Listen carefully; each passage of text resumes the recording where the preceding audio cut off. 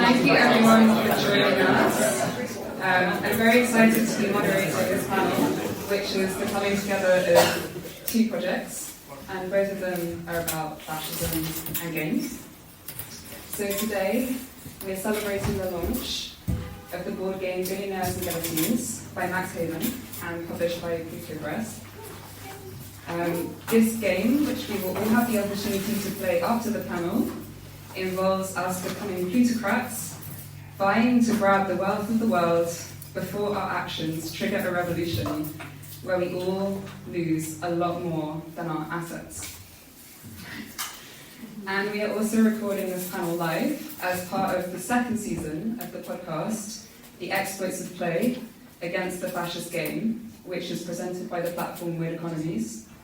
So in this podcast series, Max and myself interview game designers, critical theorists, and grassroots activists struggling with games to understand, confront, and abolish the rising threat of fascism in our times. So before we dive into what the guillotines have to do with the billionaires, I will introduce our three panelists. Danny Dorling is Oxford Geography Professor and best-selling author of books including 7 Children, Inequality and Britain's Next Generation, and Peak Injustice, Solving Britain's Inequality Crisis. Meghna Jayanth is an award-winning narrative and game designer whose credits include 80 Days, Sunless Sea, and Horizon Zero Dawn. And Max Haiven is Canada Research Chair in Radical Imagination, writer of books including Palm Oil, The Grease of Empire, and Revenge Capitalism, The Ghosts of Empire, The Demons of Capital, and The Settling of Unpayable Debts. Okay, so let's begin, and later we'll open up to the audience. My first question for all three of you is, if you remember back to your childhood, is this still working? I think it's not, but that's why we have a backup microphone. Yes.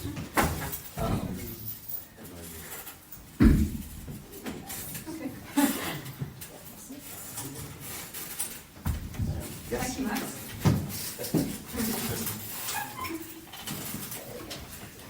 Okay, so the first question for all three of you is, if you remember back to your childhood, what was the game you played that changed the way that you saw the world, and also how does that inform your work now? Who wants to go first?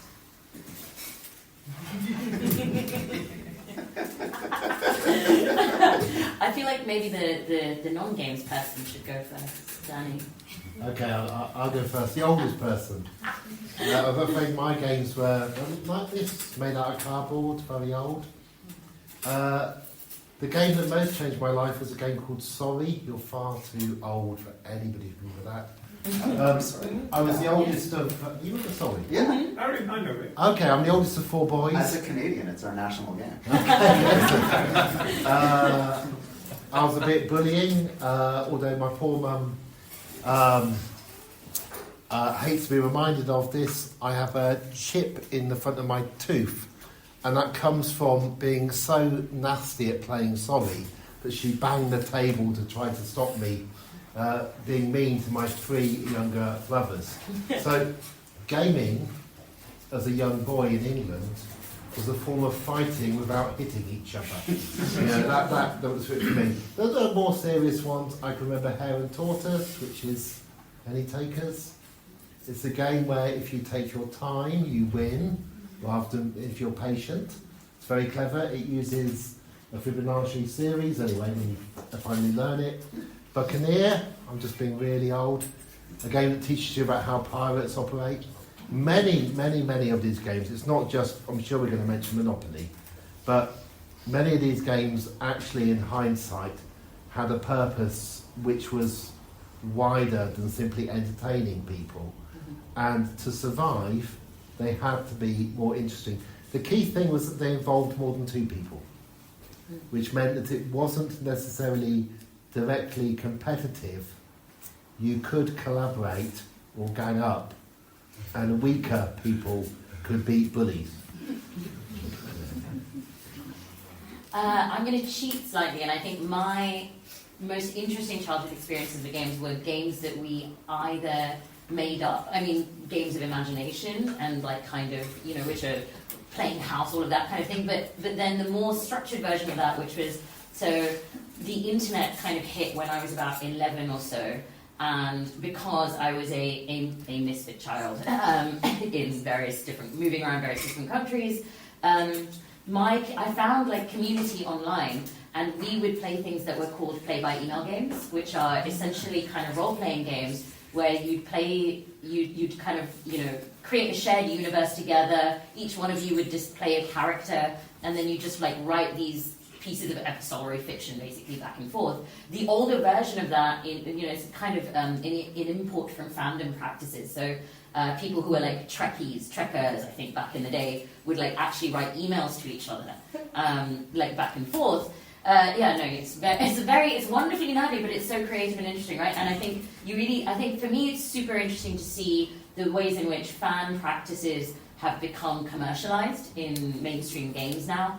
But what was really exciting to me about that, and I think still really informs my practice as a designer, is that I'm really interested in all of the ways in which, games can be collaborative and games can be kind of storytelling, and they can slip away from the intentions of the designer because it involves sociability, whether it's in person or online. I don't know what the game was called, but I remember very distinctly being, I guess I must have been about 4 or 5, and remembering watching older kids, and of course, as a child at that age, you were obsessed with older children, and realizing that you could cheat at a game. And I remember the revelation and how shocking it was to me that this was even possible. We were playing just some like made-up kids game, but it was clear that they were just breaking the rules. Yeah. And then I think actually that informed my whole life. I think like, wait, there's sets of rules, but the rules are arbitrary and made up, and they could be broken. So, and then of course, being the weirdo that I was like, but why does anyone ever follow rules? And then I became a sociologist, and I still don't understand. So, yeah. I just realized I forgot to do something with the microphone, so 1 second. Continue. Okay. Well, my next question is for you, Max. So you have to give us an overview of the game. Right. But I wanted to start the question by kind of framing it around how many leftist games seek to educate the players by placing them in the role of revolutionaries, fighting against greedy banks, fascists, or authoritarian regimes. But in contrast, you designed Billionaires and Guillotines so that the players take up the role of the plutocrats. Although I know that in the expansion packs you do get to play the revolutionaries, the rebels, the reformists, etc. So could you tell us about the reasoning behind this decision of putting the players in the role of the billionaires, and give us an overview? Yeah, sure. Yeah, thank you. So briefly, in Billionaires and Guillotines you play, and those of you who stick around tonight will have an opportunity to play the game. You play, 2 to 5 players can play as rival billionaires, and you're trying to grab assets desperately, like you can marry a celebrity spouse, you can get a private island, you can hire a mercenary army, you can get like all sorts of luxuries, you can have a cryogenic facility to freeze yourself so that you survive after death, you can even get like a space program to get off the planet. But as you try and grab these assets, your actions within the game unleash crisis after crisis, ecological crisis, social crisis, political crisis, economic crisis, and eventually these crises unleash rebels, and then the rebels eventually have a revolution. So you essentially, as billionaires, destroy the game from inside. And in later stages, you start with a kind of simple game, and then as the game proceeds, you can add in more complexity. So at the next level of complexity, you can start to bribe the government to favor your investments or to sabotage your opponents. And you can also take on secret roles, like you can become a gangster and rob your opponents. You can become a celebrity who gets spared if there's a revolution because you're so beloved of the people. You can become a banker who gets to cheat. And then, yes, as you mentioned, in the first expansion pack, which we're also releasing with the game, you can also play as a rebel sympathizer. But in that version, and we did that because of popular demand, because people do want to play the rebels, understand why in this crowd. But in that fifth expansion pack, or that expansion pack, you only you know if you're playing a well-meaning reformist who's trying to clean up the mess of the billionaires, or if in fact secretly you are playing a nefarious revolutionary trying to help the billionaires achieve their ultimate ends and get their desserts. And so yeah, there are lots of games on the left generally that allow you to play protagonists that we might sympathize with. And I've made games like that, I'm working on some now. But I think there's a lot to be said for trying to understand what motivates our enemies. And I think billionaires are humanity's enemies. But particularly the game, for those of you who want to see a little bit under the hood and the theory behind it, it is a kind of gamification of Rosa Luxemburg's observations and the accumulation of capital. That basically capitalists are compelled by forces within the contradictions of capital to accelerate capitalism towards disastrous ends. And I wanted to give players the feeling of what it would be like to have the game run away with you, which I think, not to exonerate billionaires from being awful human beings, but they're destroying the world not because they're horrible human beings, but because they're driven by these forces. And the game is supposed to create a moment of friction with the player and a minute of alienation, a kind of productive alienation, where you see yourself acting in ways that are actually destroying the game from the inside, and yet you can't help yourself because it's so much fun and you're so competitive. So yeah, that's what I was trying to model. Thank you so much. It's so interesting the way you put it, like destroying the game from the inside. And maybe that leads into my next question. For you, as a game designer and narrative writer, I kind of wanted to maybe ask you about game mechanics. And particularly because you work with video games, maybe you could talk a bit about game mechanics, maybe in general, and what that is for us, but also in terms of the board game and video game format and distinction. Yeah, absolutely. I mean, I feel like Max has just given us this wonderful kind of overview of how mechanics create stories and themes, right? And I think what was super interesting about what you were saying, Max, about the way in which you kind of arrange your mechanics, as you were saying that, I was just thinking, this is so great because it actually pulls us away from ideas of, actually, all we need to do, it's not about billionaires being bad people, or actually being like, secret villainous creatures, though I'm sure some of them are. And so it pulls us away from this idea of like, what we really need to do is a moral transformation of their souls, and rather actually seeing them as sort of structural forces that we kind of need to change, right? And I think that's a really powerful example of how game mechanics can really explain political theory and put players into that role. But yeah, I mean, I think for me it's really interesting because I think actually board games create a lot more, I think, space for kind of challenging dominant power and dominant culture, partly because you just have this slippage of board games in that while Max might have created all of these rules and and there's guidelines for this, people are going to be playing it outside of his view and supervision. Whereas the thing about a video game is generally the designers are just so present because it's this kind of digital landscape that you enter and everything is so kind of tightly structured. And I think as designers of video games, you kind of have to make so much more effort to like loosen the metrics of like discipline and control. I think so much of that is deeply embedded into it. I mean, I think there's also like massive structural things about how video games themselves and the technologies they're made with are also so deeply embedded in like the military-industrial complex, and games are so deeply entwined with all of that, which is why you see the gun being such a like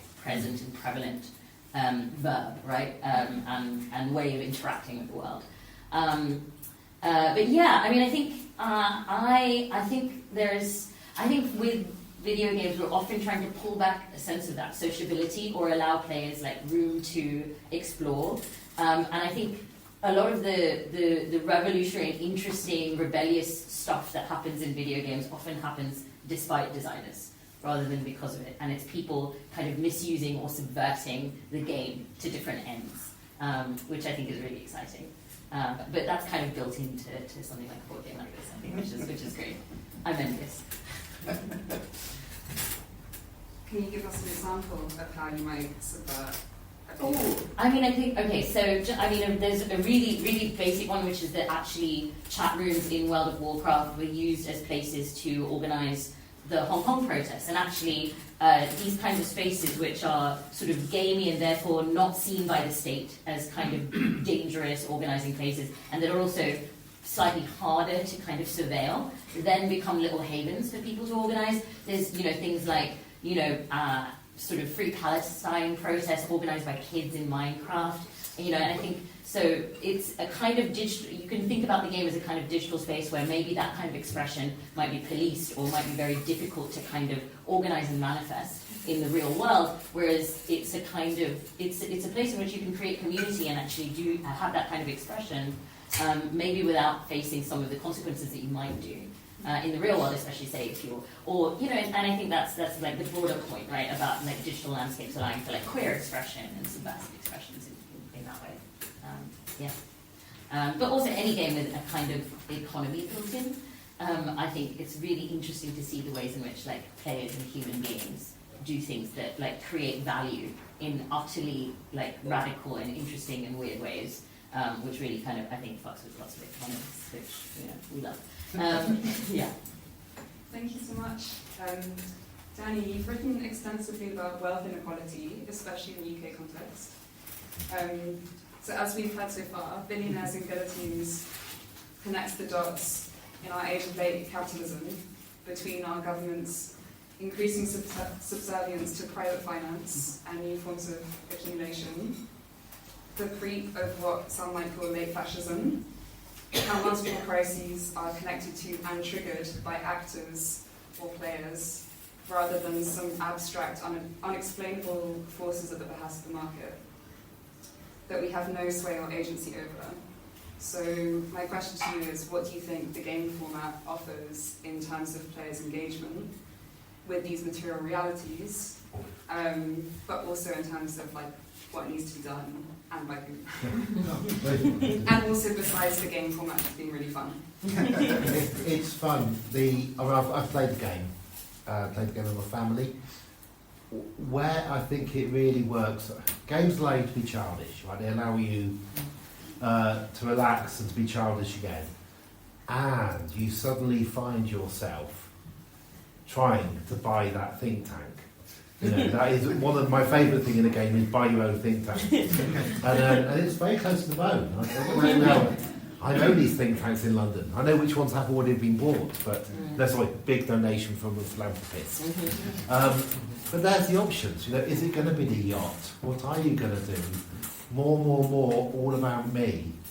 It very cleverly gets you into why would somebody behave like this? And you can behave like it in a way similar to how the game Monopoly, which was designed to try to warn about monopoly and capitalism, ends up being a game where people actually enjoy accumulating and beating other people.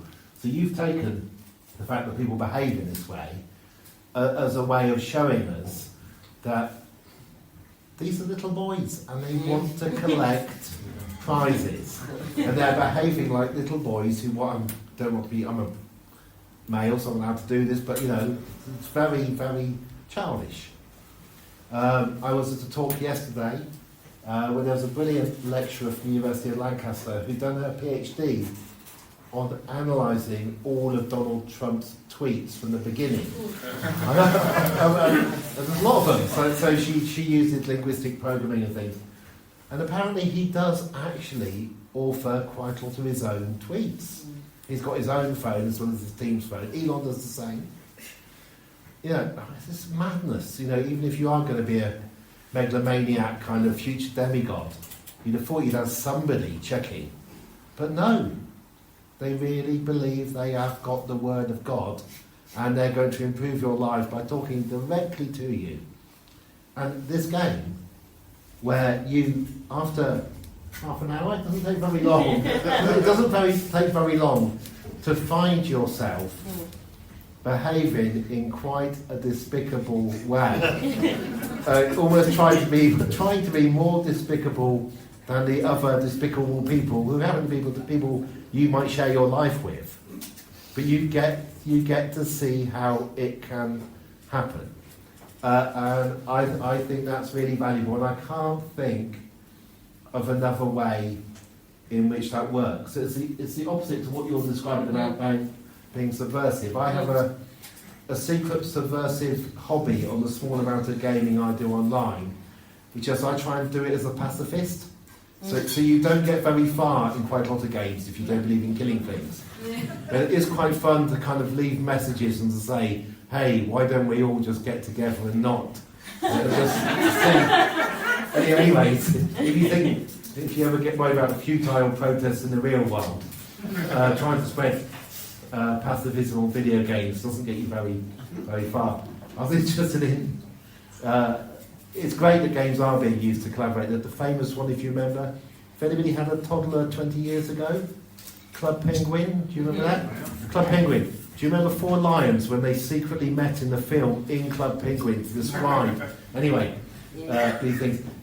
Part of the reason this works is fun and escapism from the normal drag of worrying about what is going on in the world.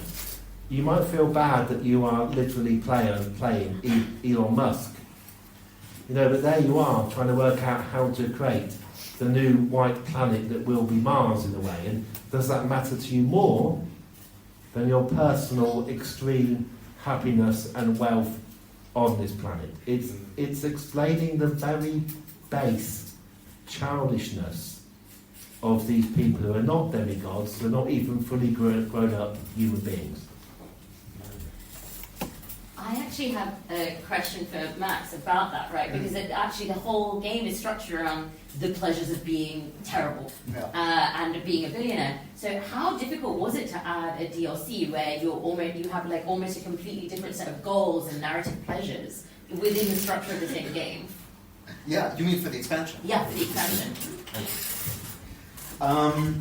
Well, so many people requested it. Yeah. And in fact, one of the things that happens, and I don't want to give any sort of cheats away to people who are going to be playing after our panel, but one of the things that happens is that when you start to be the losing billionaire, at a certain point you're just like, fuck it, I'm going to ruin this game for everyone. Like, we're going to destroy it. And that's satisfying, but then a lot of people also were like, I want to actually play the rebels. So it wasn't so difficult. I tried to think first about how you would play a reformist and what the kind of, and I was thinking about some of the struggles on the left that we have in this very room, in some of the debates many of us have been to here and other places, between people who take the kind of reformist stance that somehow we should work within the system and make it better, and then others who take a more revolutionary stance and say we have to tear it all down. So in the end, I sort of almost from the beginning of the game had in mind this expansion. And maybe just to go into it in a tiny bit of detail, essentially when you're the reformist, what you need to do in the game is try and get the billionaires to pay their fair share of taxes so that you can clean up the crises before they lead to a revolution. And so basically what you're trying to do is, and there's quite a bit when you get to that level of trying to actually at the table convince the billionaires that it's in their own enlightened self-interest to contribute to the public good so that the wildfires and killer robots and other crises they can unleash can be solved. And then if you're playing the revolutionary, you are secretly doing that, but actually at a certain point you reveal yourself. And then you are, you play by a separate set of cards that try and simulate some of the challenges that many of us face in radical social movements, with being infiltrated by police, for instance, with how do you actually organize masses, with many different sorts of familiar bits of that. So yeah, I don't know. I think it was relatively easy because I had it in mind from the beginning that I wanted to create a game like that. But the one thing that I think was more difficult is some people wanted it to be a game that you could just turn around 180 degrees, and instead of playing the billionaires, you could play the rebels, and I could never figure out how to do that. So I made another game, which I'm working on now, which is called Comrade Orca, where you play orcas attacking human ships in the Gulf of Gibraltar. And it's basically, to cut a long story short, it's like Battleship, but cooperative, and you can only communicate with your fellow players with whale sounds.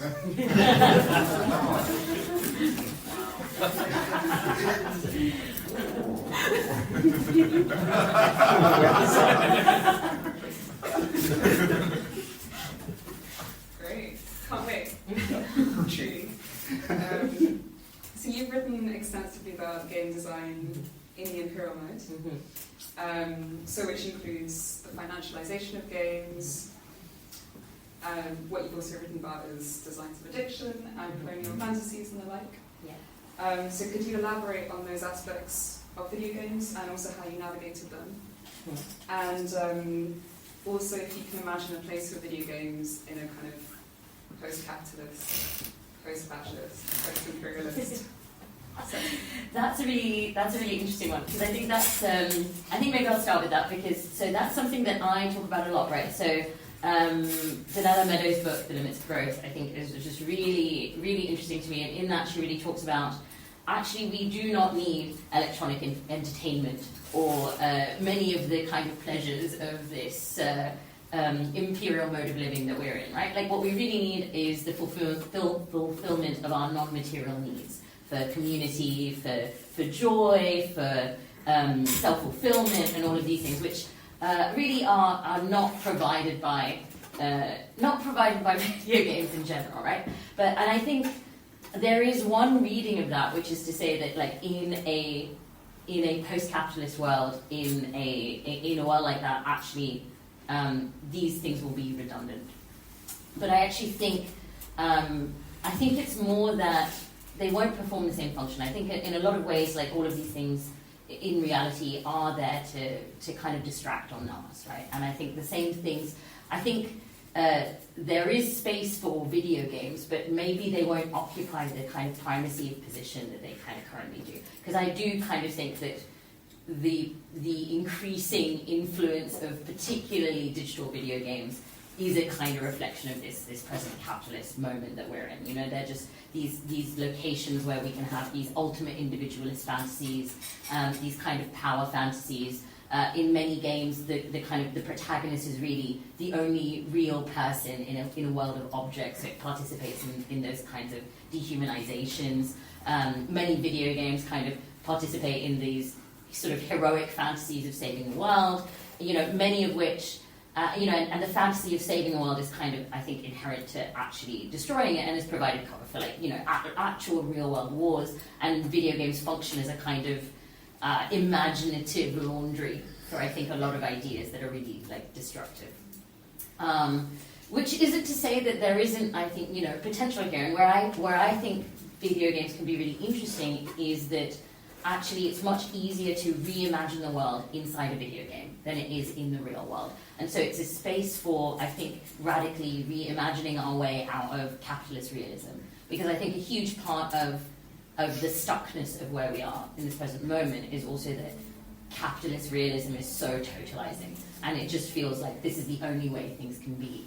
And I think any ways in which we can imagine kind of other ways of interacting with each other, other ways of organizing society, alternative economies, all of these things, right? I think Ruth Wilson Gilmore talks about this time as a space of interregnum, where the thing that we can do is maybe kind of rehearse the future that is yet to kind of be imagined. And I think digital games can kind of maybe do. That's a really interesting place for them to kind of do that.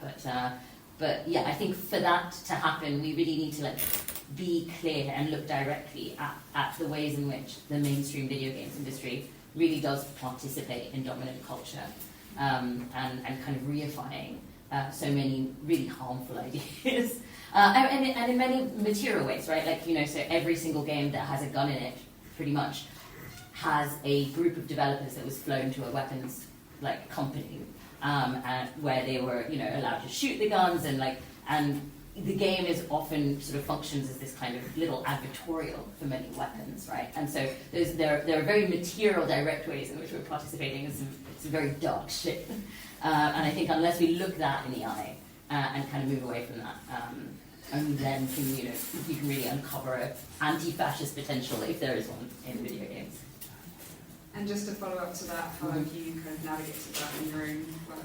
Oh God, I mean by failing a lot, I think. and I think that's the thing, is that I don't think any of this stuff is perfect. I think the most useful thing maybe that I feel like I've contributed is an annoying looking at things, which has made me really fun at parties.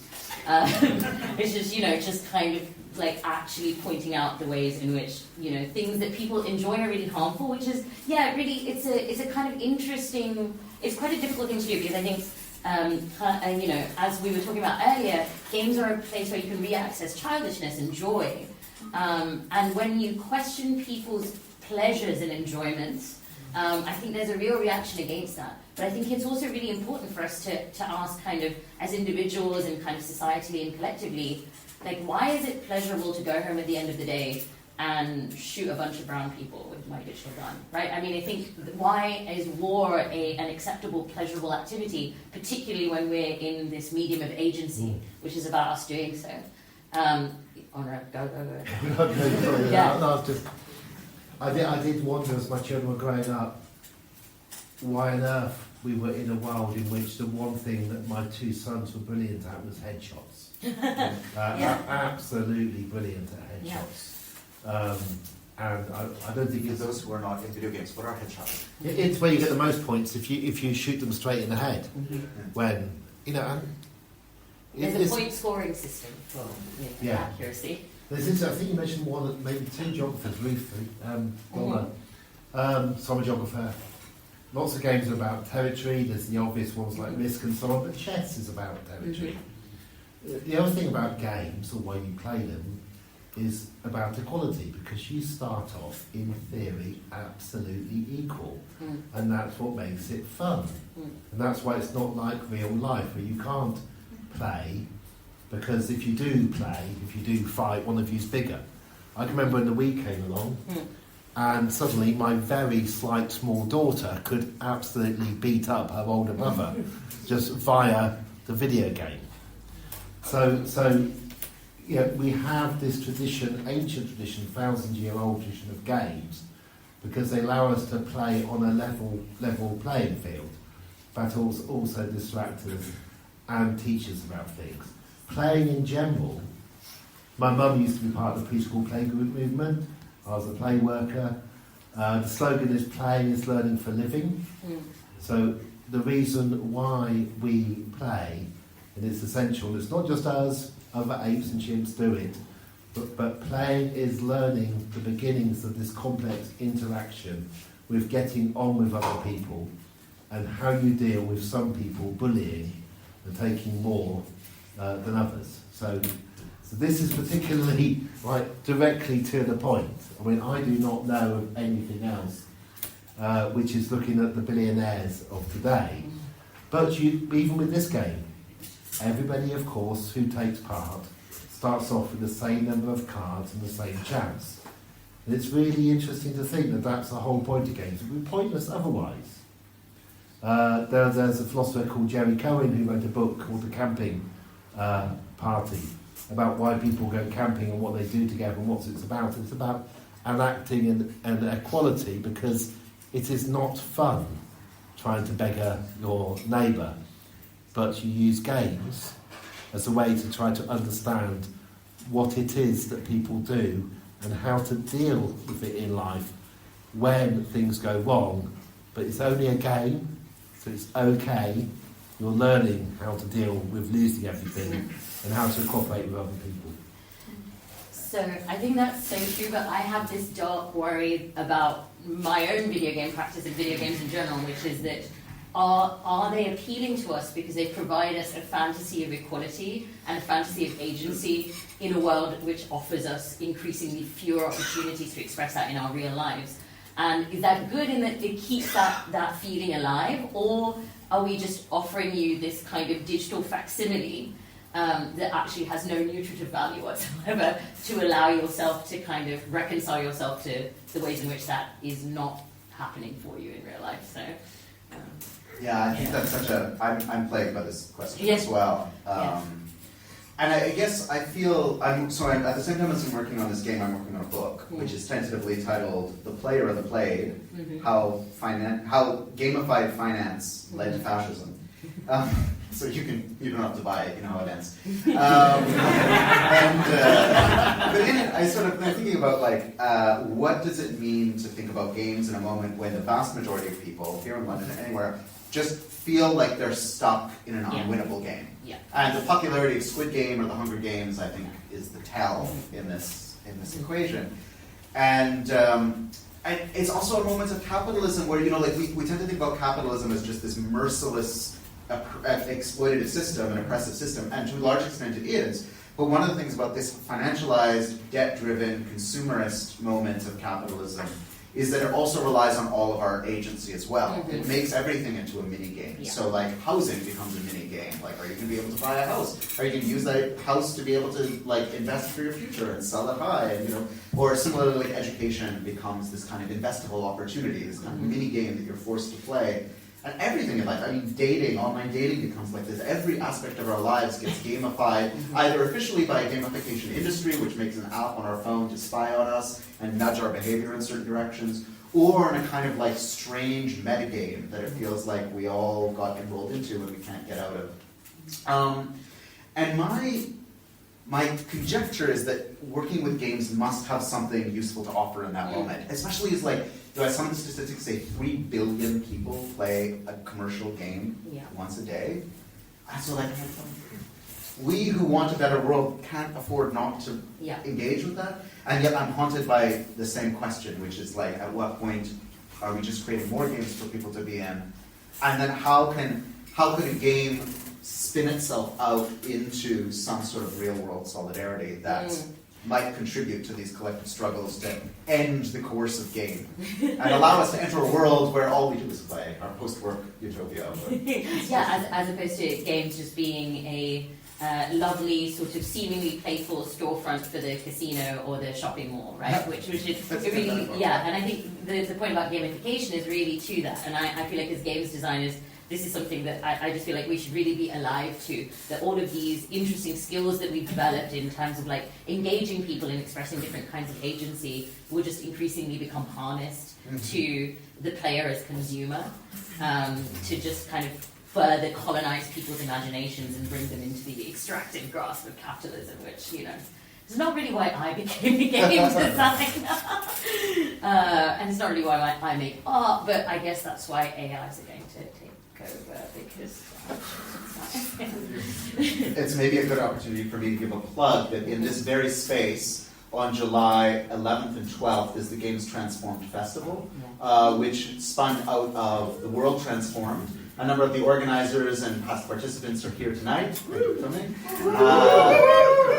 That you can, if you search Games Transformed, you'll find it, and it'll be sort of opportunities to play radical games, discuss radical games, different types of play, not just video games and board games, but also live-action role-playing, mega games, all sorts of cool stuff. So that's on July 11th and 12th.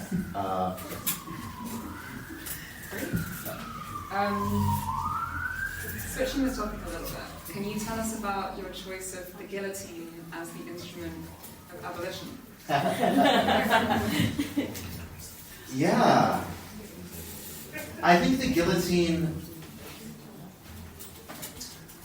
there's so much with the guillotine. I mean, I think on the one level, it's impractical by today's standards. Like the idea that we're going to have a revolution and there's going to be a guillotine set up is out there. Yet it's maybe not. I don't know. Maybe multiple guillotines, virtual guillotines. And yet the guillotine still has this spectral force in our political imagination as this kind of excessive moment of proletarian revenge. And I'm very interested in revenge as a political category. I'm not a particularly vengeful person, most of the time. But I'm interested in it as this kind of spectral force in our political imaginaries. And I'm interested in the guillotine particularly as this proletarian instrument. And the kind of, even though the guillotine as an instrument of revolutionary terror predates the Industrial Revolution, there's a way that the industrialized killing of the bourgeoisie and the aristocracy has a kind of strange, jarring feeling to it. So in a way, I think by naming it Billionaires and Guillotines rather than like Billionaires and Luigi, like satirical note to it that everyone's like, except our Elon Musk's legal team, we'll see as a kind of joke. But it's also something that kind of fixes the imagination on this unimaginable moment of political transformation.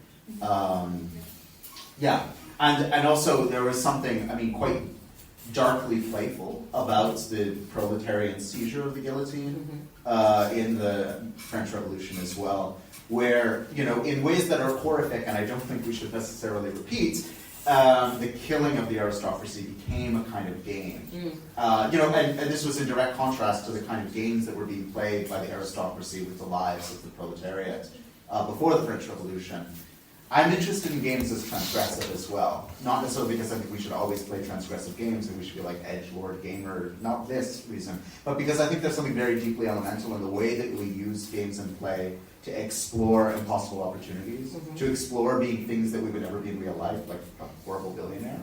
Like, I think my study of both how children play with games and adults play with games and how animals play with games are always about how we use games to push the envelope and to discover the confines of our social world, and thereby to know our own possibilities and sense of agency better. So something about the guillotine kind of allows me to do that. Thank you. So before we open up to the audience, I just want to do something kind of experimental, and it will be really fast. But it's maybe for us to play a quick game. And so in the game, I'm going to just assign you 3 roles from Billionaires and Guillotines. So Max, do you want to be the war profiteer? I've always wanted to be the It's a good time. Okay. It's always a good time. Always a good time. Danny, maybe the Snake Overlord. And Meghna, how about the aristocrat? Love it. Okay. Oh, here you go. So should we just go around and if you could just answer the questions in these roles? The first one, just go around this way. Max, war profiteer. Yes. What scares you the most, and what, if anything, sparks joy? Well, it's the same thing, which is that as a bit of a workaholic, as a war profiteer, I do bring my work home with me sometimes.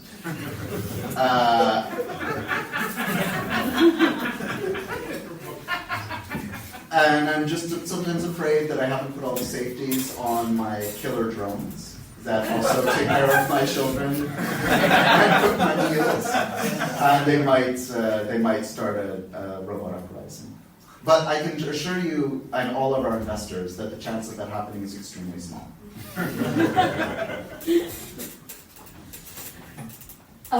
What scares me the most as an aristocrat, I feel as though, really social medias, people do seem to be talking to each other a lot. And I'm really hearing about how people like me and don't like me, and it's really not something I've actually experienced before. And I actually just find it, why are people so mean these days? That's my real question. And what sparks joy?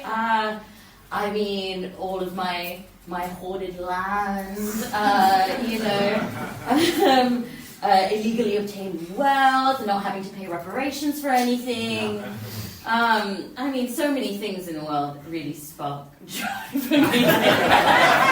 It's really what's possible right now. Tech Overlord? Yes. Yeah, Tech Overlord. I fear nothing. The future. Joy in the brave new world I'm creating. It's spawning my offspring through my multiple partners. Such that Genghis Khan's got nothing on me. I require whole planets for, of people who are going to look very, very like me all over.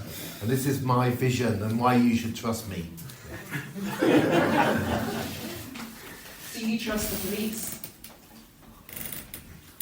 They've been great clients.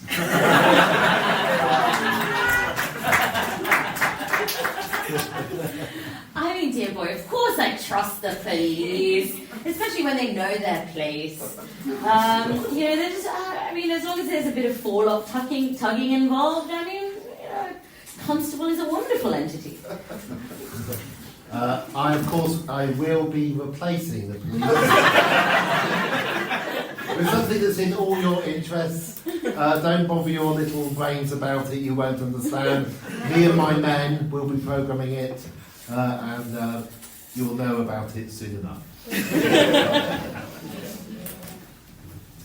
And if you manage to escape your beheading or revolutionary justice, what will you do? Oh, I thought I maybe became a game designer, actually. Yeah, I was thinking about a game where it's like a role-playing game, and you play a group of revolutionaries trying to hide from an arms company's killer drones, and you reveal all of your plans to the game. And it's a lot of fun. Oh, obviously, flee to the nearest sustainable monarchy and marry my cousin. Choose which of my many offspring is going to be the new future leader as they all compete and battle it out. And so, which of them is the most psychopathic of all? And one last question. What kind of games do you like? Well, I like simulators. I like games where you get to play, for instance, like a prison manager or arms company CEO, and where not only do you get to accumulate vast fortunes and see your dreams come true, but people actually appreciate you for your efforts, and you as a job creator, which is something that I can say really doesn't happen very much in this sad reality. Yeah. Obviously, it's a god game. I mean, a civilization, anything in which I'm like expanding my territory, taking over the world, remaking the entire world in the mode of personal expression. Normal stuff. Yeah. If you think about it, really. Which games do? I am a nerd. I'm a nerd. In 1981, I did program a multi-user dungeon on a ZX81.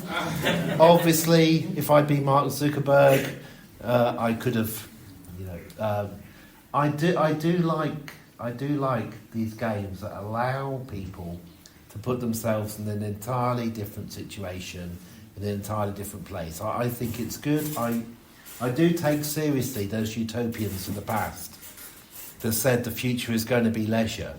And what they never thought about was what on earth we're going to do with all that time. Right? Because you're not going to play cricket and football and whatever, or knit. Right? We're going to need a lot of different things to do in a future where there is no need and it's harmful for us to spend more than about 10% of our time in paid employment. But those games where you get to be somebody other than you normally are, I think are the most interesting. Wait, was that you, or were you in character? You'll never know. All the game that my fun game, what you started with, there's a real story behind. You may not know, but Elon Musk is a honorary fellow of the Royal Society. The Royal Society is the only serious academic society in Britain. I'm not a member. It's called, forget all the other letters. You don't ever take a course OBE, MBE, CBE, never. British Academy, pointless. All the other, right? There's only one academic society that means anything, and it's FRS. And it's based on actually being a scientist. They made Elon an honorary FRS. He then, and I'm being careful, he then broke most of the rules of the society. You're not allowed to do things that put other members at risk and so on. The problem is that the Royal Society only has £600 million. And Elon's got more. So if you were to expel him, that's defamation. So what you began with this morning, there is a real game going on over to what extent can somebody... One of the proposals put forward for the Royal Society to deal with Elon was simply to disband the society. Now this sounds ridiculous, but of course you've got 600 million, which means that each fellow, I think, gets about £1 million each if they were to vote to do it. So not impossible, but we are currently playing these kind of games. I mean, very serious, but the reason you don't hear more about why is Elon Musk still a fellow of the Royal Society is because of the power he and his lawyers have. And the fear, because Elon can simply say that person no longer has security, or he is a paedophile, as he did, and not quite sentence somebody to death. But this is the serious side of this. These billionaires are powerful enough that the most eminent scientists in this country are afraid of somebody that they were stupid enough to give an honorary fellowship to. And that's the world we're currently in. The other thing I'll say, because you asked me to look at the billionaires, does anybody know who our richest billionaire is? But it's quite refreshing. Our billionaires are shit. No, he's not the richest. It's a bloke called... I've got to even look him up. Honestly, if you're ever feeling not proud about being British, it's Michael Platt. He's 2 months younger than me. Anybody want to guess how much our Michael's got? Never heard of him? No, it's great, isn't it? Remember, when Trump was inaugurated, 5 of the 7 richest men in Earth were standing behind him, and you know their names and bezels and so on. Then Michael's a hedge fund manager, 18 billion, non-entity, right? But yeah, 18 billion, just nothing compared to your top American billionaires. British billionaires, look them up, they're on Wikipedia, doesn't take long. Honestly, we're very lucky. None of them are tech overlords. They're all slightly dodgy swindlers.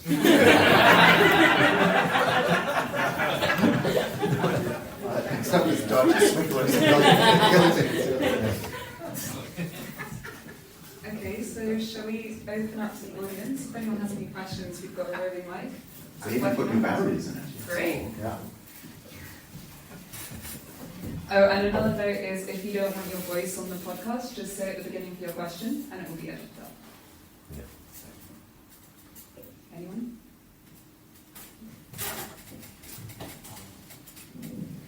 Never design a game. When you design a game, or with this game, is there a moment when you kind of go, yeah, this will make a great game, because there's a certain kind of, like almost like a murder plot or something where you just kind of work out. And then, does that give any clues for like society in terms of? Forget the second part of the question. I want to hear you answer this question too. For me, it's the moment when I think,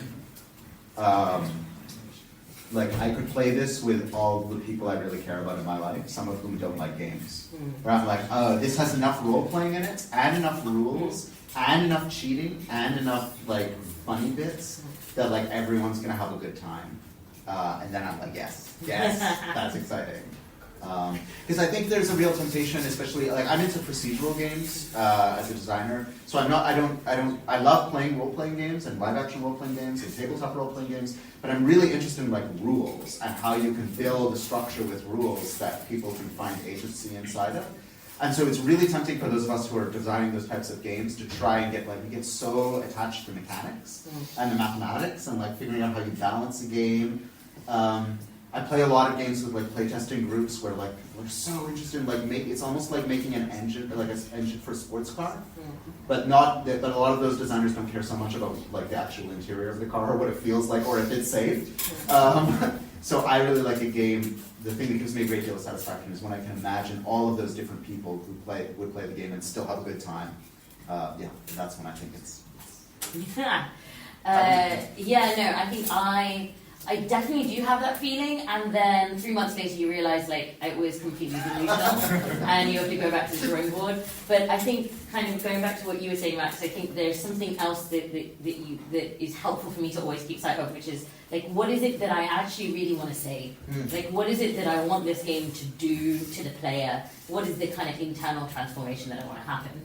And actually, it's sometimes really helpful to not get so married to mechanics or specifics, and just always keep returning to actually, what do I want it to feel like, and what do I want it to say, and maybe all of the ways in which I thought it was going to say that, and or the most obvious ways that it might do, could be completely off-piste, and I may have to like go back multiple times, and I think digital games especially are just so much more iterative as well, and I'm working with people from so many different disciplines, and often your own ideas, you realise, were very, very silly. the moment you talk to someone who has actual expertise in that, and then you're just like, oh yeah, no, that's so much better. I better go and rethink all of my bits. Sorry. But yeah, so yeah.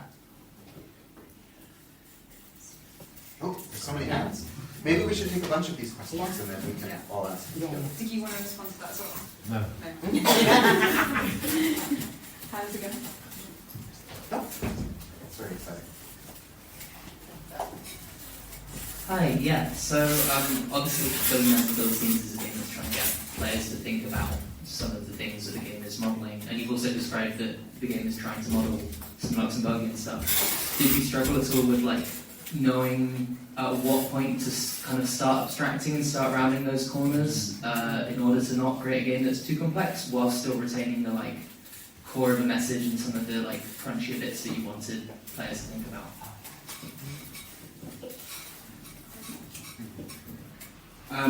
A bit earlier we were discussing a lot of games that cloak their politics within themselves. To lesser extent, you know, I think Call of Duty wouldn't necessarily be seen as the most leftist game of all time. But as you mentioned, there are a lot of people who still might not unpack the idea of, you know, going off and shooting people all the time.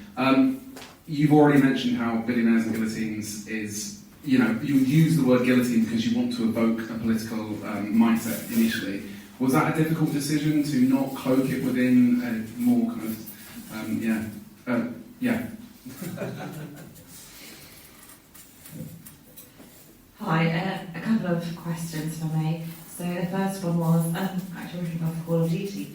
When the latest version came out, I was actually profoundly disturbed by the presentation of it, which was around the Iraq War, from what I remember, and how like, you know, you need to go into Iraq and like kill lots of people. And I was just shocked by the silence in response to that. And it just provoked, I suppose, some questions in me about, like, you know, like, is someone driving this? It just felt very counter narrative in some ways to, I suppose, maybe in my own bubble, but, you know, I think generally speaking, I thought most people realised by now that Iraq War was a failure, so I was quite shocked to see something that was so pushing for this pro-neocon, pro-war, pro-imperial narrative. So I'd just like to get your thoughts on what you think was, I suppose, driving that sort of narrative. My second question, oh my god, I've had too much wine. One moment. Good question. Yeah, that's it.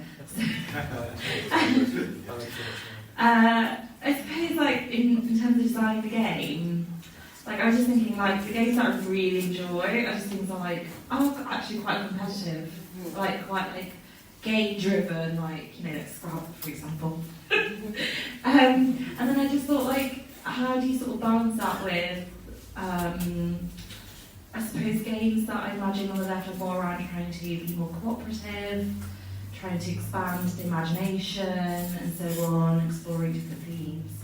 So I'm sure that they're not binary as such, but I'd be interested to hear thoughts about how you went about trying to make the game fun in a mainstream sense, as it were, but also trying to go beyond that as well. Thank you. Can you take one more? Yeah. Okay. I'm very into language, and so I'm listening to the words that you're using. And one word which figures in my thinking is the word delusion, which of course is linked to a Latin word for game. Delusion is, and so the implication there is that the game of life is actually, or the rules of the game of life are not being followed, are actually being broken, and actually broken by some mental disorder or emotional disorder. Okay. If we don't like the game of life, or if we don't like life the way it is, you will be tempted to subvert it.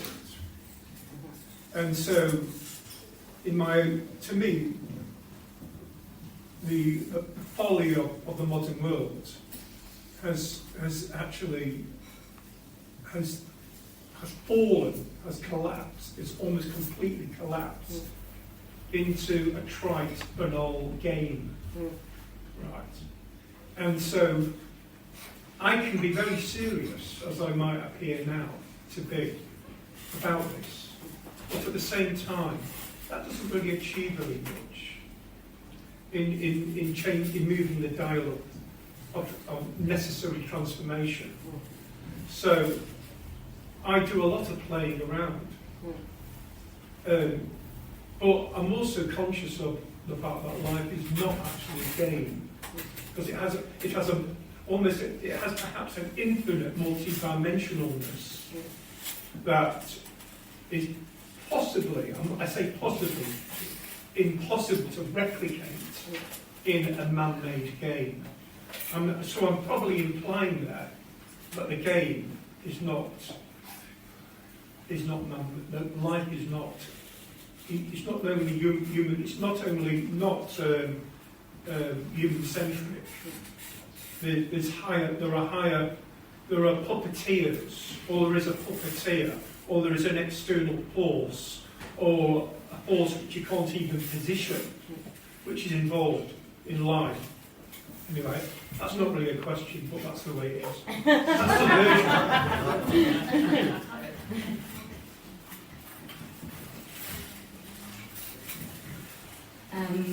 I have to respond to what you just said.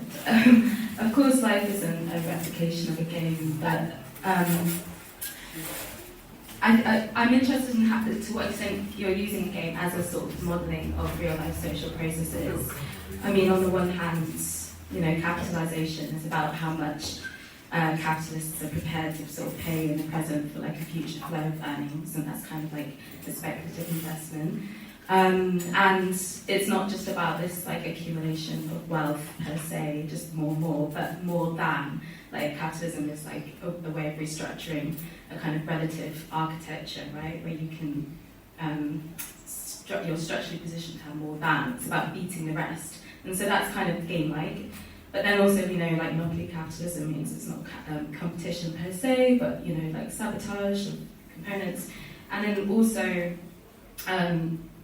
Capitalists can protect against risks, so they're not really risk takers, and so they're not really playing a game at all because they can win every time. And then who actually is playing? Obviously, like finance offsets risk onto the poorer people. But then, I guess the thing about role play is it's about kind of constructing fictional realities and real fictions and blurring the boundaries between the two. Where the interesting thing about the game is that when you play it, you don't actually. You take it for granted what the rules are because you're invested in it, and that's the thing that's I think quite close to social life. It's the fabricated sort of nature of these virtual scenarios that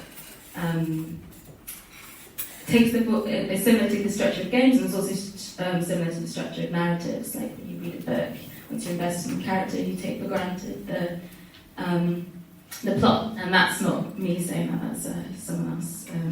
You probably all know David Graeber.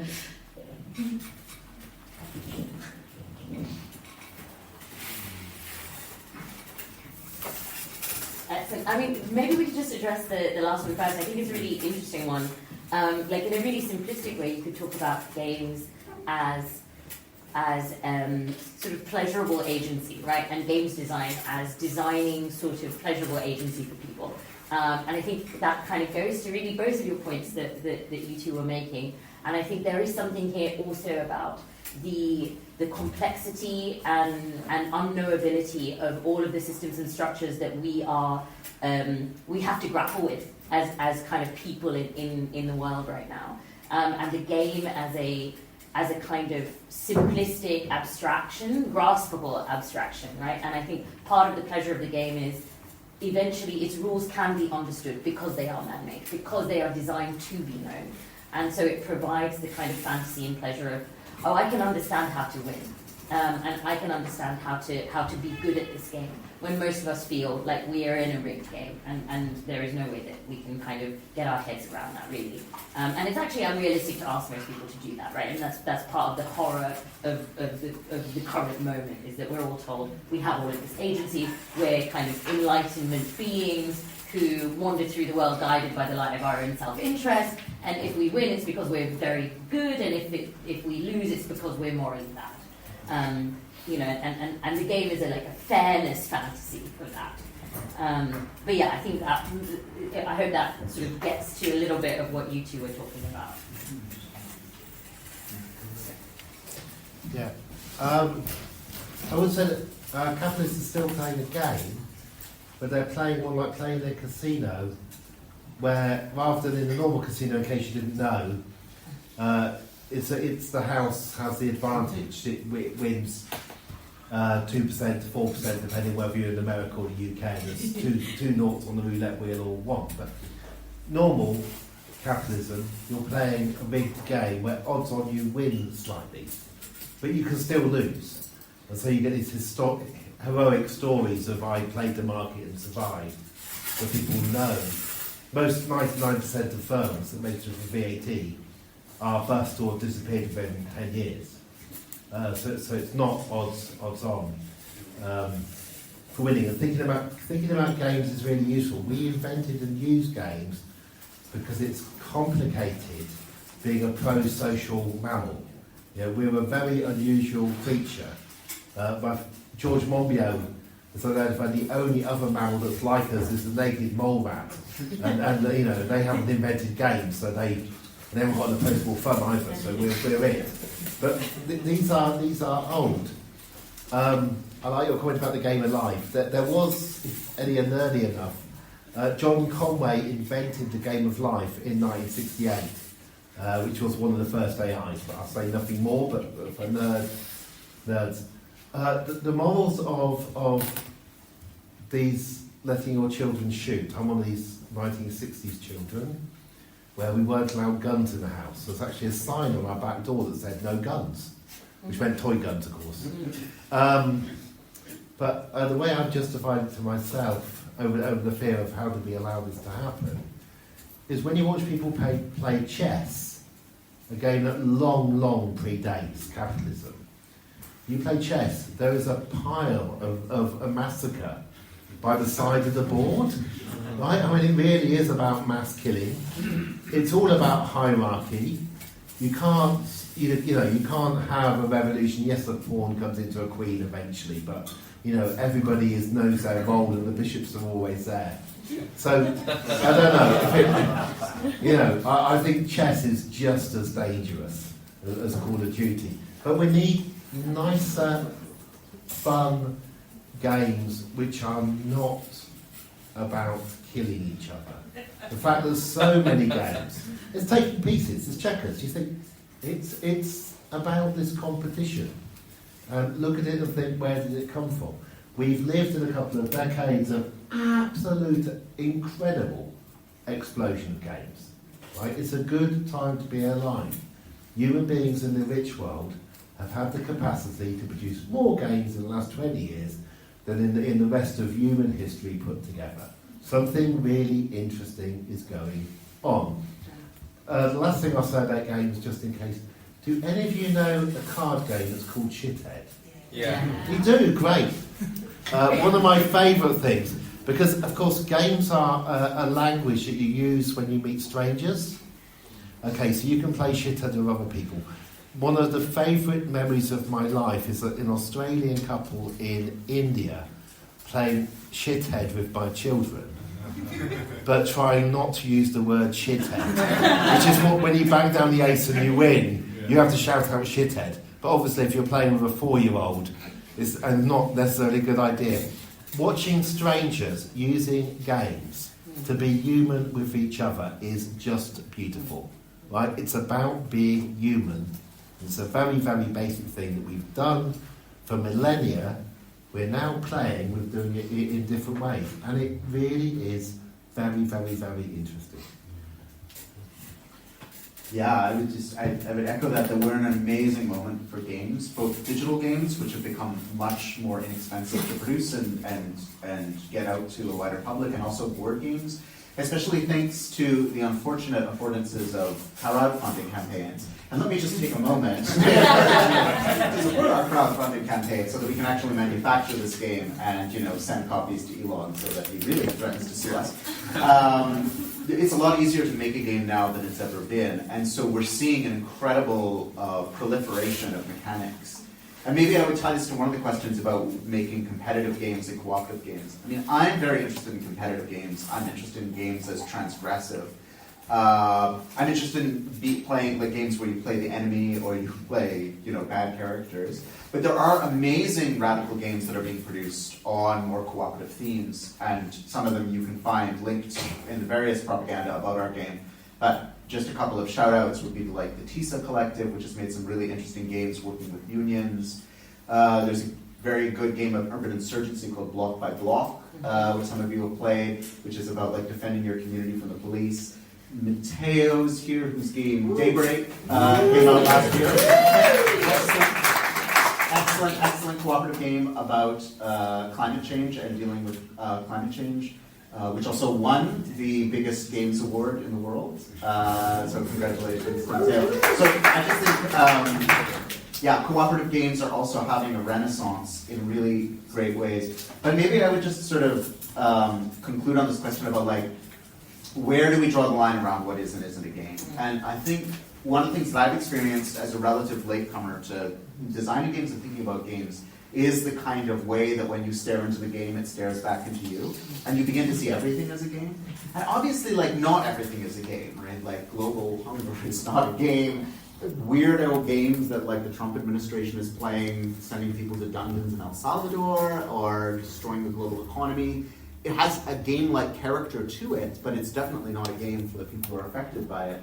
There's also a long human history of sadistic games. Like what were the gladiatorial battles of ancient Rome, other than a sadistic game that some people were compelled to play and others didn't have a choice.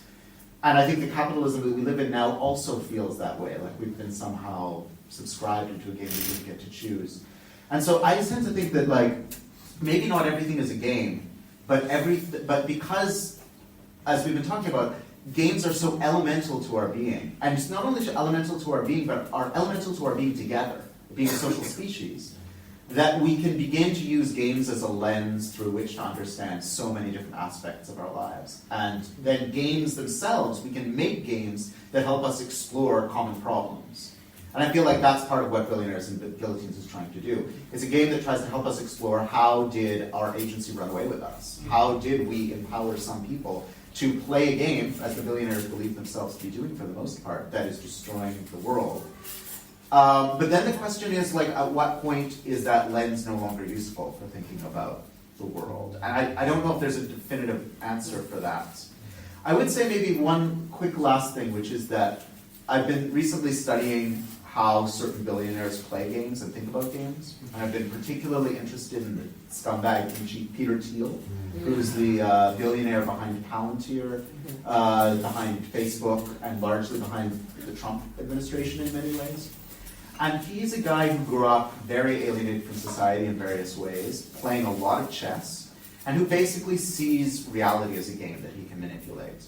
And he succeeds by encouraging other people to play certain investment games or military games or political games, but then he's always playing the metagame. He's always playing the game at the next level. He's always cheating and always in league with these cheats.